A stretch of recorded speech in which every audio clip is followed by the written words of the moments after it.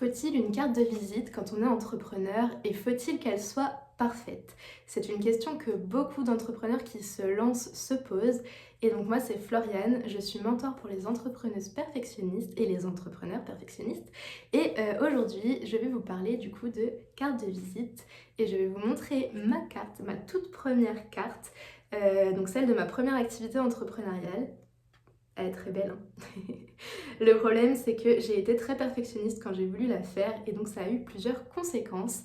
Et aujourd'hui, mon but, ça va être de vous partager un peu cette histoire et aussi de vous donner des clés pour faire une bonne carte de visite. Donc on commence sans plus attendre. Déjà, je vais vous expliquer pourquoi on peut être perfectionniste quand on fait une carte de visite. Ça peut paraître bête, mais en fait, il y a plusieurs choses. Déjà, quand on est perfectionniste, on veut que ce soit beau visuellement, on va vouloir faire un beau design. Quand on se lance dans l'entrepreneuriat, on n'a pas forcément le budget pour faire appel à un graphiste, donc on va faire les choses nous-mêmes. Aujourd'hui, il y a plein d'outils en ligne qui permettent de facilement créer des cartes de visite. Je sais qu'il y a même l'IA maintenant qui permet de générer automatiquement, à partir d'un petit prompt, une carte qui est professionnelle. Donc voilà, le problème c'est que quand on est perfectionniste, on veut vraiment que ce soit parfait visuellement, très beau, très agréable à regarder. L'autre problème, c'est qu'on va vouloir aussi intégrer un maximum d'informations pour que la personne à qui on va donner notre carte, c'est peut-être un potentiel prospect ou un potentiel partenaire, pour qu'elle ait toutes les informations à disposition.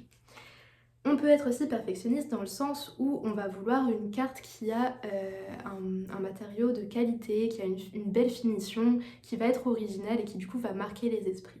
Et on peut être perfectionniste aussi dans le sens où on veut que cette carte soit exempte d'erreurs et qu'elle reflète une vision idéale de ce que l'on souhaite proposer. Le problème, c'est que tout ça, du coup, ça a des conséquences. La première conséquence, ça va être au niveau du temps qu'on va passer à faire cette carte de visite et aussi des sous qu'on va mettre dedans. Voilà, pour moi, ça peut représenter une perte de temps si on passe par exemple une semaine à faire sa carte de visite pour s'assurer que tout est au bon endroit, qu'il y a bien toutes les infos et tout. C'est du temps qu'on pourrait passer sur des actions qui sont beaucoup plus prioritaires dans le business, donc il faut faire attention à ne pas se perdre. Et au niveau de l'argent, pour la petite anecdote, moi, cette carte, je l'ai imprimée en 1000 exemplaires. C'est bête, hein, 1000 exemplaires. En fait, il y avait une promotion et je me suis dit, bah go, plus on en achète et moins c'est cher. Donc j'en ai acheté beaucoup en me disant, je vais faire des événements entrepreneurs, je vais aller à des salons, etc. Je vais distribuer mes cartes. Et alors oui, j'en ai distribué, mais j'en ai pas distribué 1000. Et au final, il m'en reste plein dans des cartons. Et donc c'est un peu de la perte d'argent.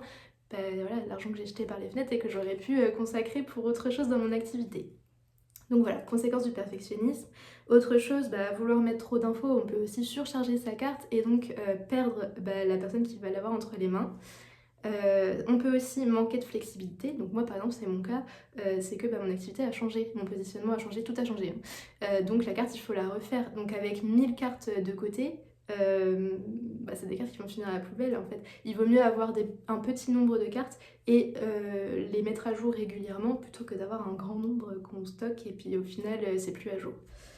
Donc voilà, et puis l'autre chose c'est que quand on est trop perfectionniste, on peut aussi retarder le passage à l'action, être dans l'indécision totale, ne pas savoir quel matériau choisir, si finalement on met tel ou tel logo, comment on le dimensionne, etc.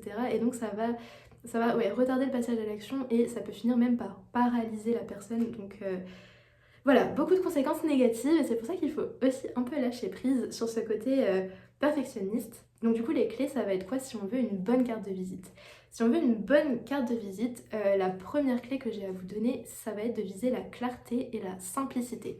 Il faut que déjà votre logo d'entreprise soit visible et mémorable. Donc il faut qu'il soit de taille assez grande et de préférence que vous utilisez les couleurs de votre marque. Donc moi sur ma carte de visite, en fait à l'avant on voit surtout mon logo, ma baseline et les couleurs principales. J'aurais même pu enlever le site internet parce que c'est un peu trop, mais en tout cas visuellement c'est plutôt clair.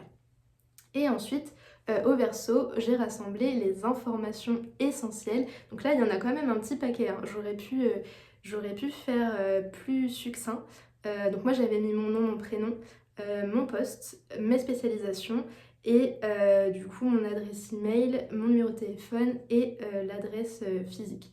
Donc après, voilà, il faut aller piocher les infos qui sont vraiment, vraiment essentielles, quitte à mettre un petit QR code qui redirige vers une page avec la totalité des informations que vous voulez mettre. J'ai vu des cartes de visite où les personnes avaient mis carrément je sais pas comment on fait, mais en gros, quand on flash le code, ça crée une fiche contact directement dans le téléphone avec toutes les infos et je trouve ça absolument génial. Donc voilà, moi c'était un petit code vers mon site internet.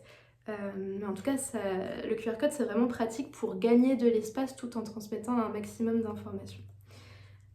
Donc voilà, et puis s'assurer aussi au niveau de la clarté, donc que les polices sont lisibles, qu'elles ne sont pas écrites trop petites, il y a bien des espaces blancs, que c'est aéré.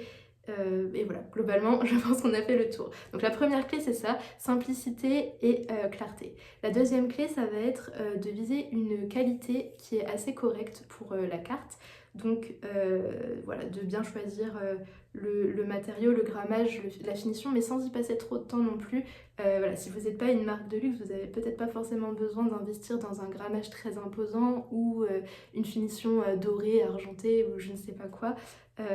Voilà, viser la simplicité encore une fois. Et la dernière chose, la troisième clé qui est la plus importante, en fait, ça va être d'entrer dans un processus de test et d'itération. Comme je vous disais, le mieux c'est d'imprimer un petit nombre de cartes de visite que vous allez pouvoir distribuer et vous allez pouvoir demander des retours sur ces cartes de visite. Comme ça, vous allez pouvoir améliorer les prochaines et plus vous les améliorez et plus elles vont être mieux. Et on va tendre vers l'excellence et non pas vers la perfection parce que c'est pas ce qu'on veut, c'est vraiment différent. Donc voilà, et si vous voulez pas passer trop de temps dessus, moi ce que je vous conseille aussi c'est de vous timer, donc par exemple de vous dire là je me donne 1 heure pour faire ma carte de visite, pas plus. Et comme ça vous êtes sûr que vous n'allez pas aller chercher cette perfection, parce que le meilleur moyen d'aller la chercher cette perfection c'est de pas se mettre de chrono et de se laisser tout le temps du monde. Là on a tout le temps de penser à ce qu'on pourrait améliorer, donc c'est vraiment pas la bonne solution. Donc voilà, maintenant je vous ai mis de côté des exemples de cartes imparfaites que je voulais vous montrer, que j'ai eu dans des événements entrepreneurs et ça m'a vraiment marqué. Alors la première, c'est une carte de visite qui est au format papier. Voilà, c'est une personne en fait qui n'avait plus de carte de visite sous la main et donc elle n'avait pas le temps de repasser une commande, etc. par rapport au salon auquel elle se rendait, enfin l'événement auquel elle se rendait. Et du coup, elle les a imprimées sur papier et en soi, sachez que ça fait très bien l'affaire. Parce que le but d'une carte de visite, c'est avant tout de communiquer vos coordonnées. Donc sur un bout de papier, comme ça fait très très bien l'affaire. Et une autre carte imparfaite que j'ai trouvée géniale aussi, c'est sur du papier photo. Et oui, donc pareil, la personne n'avait pas eu le temps de recommander des cartes de visite.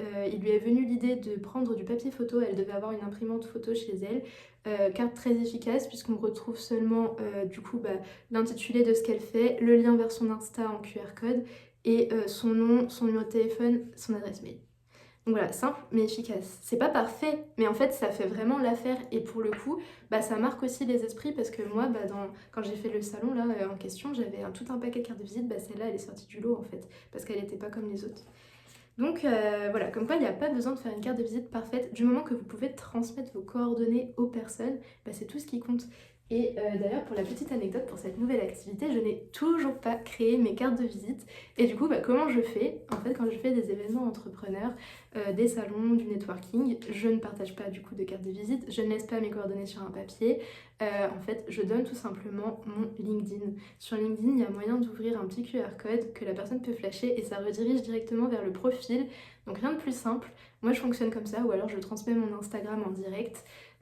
Et puis dans tous les cas, je prends les coordonnées de la personne que j'ai en face de moi pour pouvoir la recontacter. Donc voilà, tout ça pour dire que une carte de visite c'est pas essentiel. Maintenant, si vous voulez en faire une, vous pouvez en faire une quand même. Je vous ai donné les clés pour avoir une carte de visite qui est efficace sans tomber dans le syndrome du perfectionnisme. Donc voilà, si ça vous a intéressé cette vidéo, n'hésitez pas à vous abonner pour me soutenir, pour que je vous fasse plus de contenu comme ça. Et puis n'hésitez pas aussi à partager à d'autres entrepreneurs ou entrepreneuses perfectionnistes qui seraient susceptibles d'être intéressés par ce sujet. Voilà, et bien sur ce, je vous dis à très bientôt et bonne journée. Salut!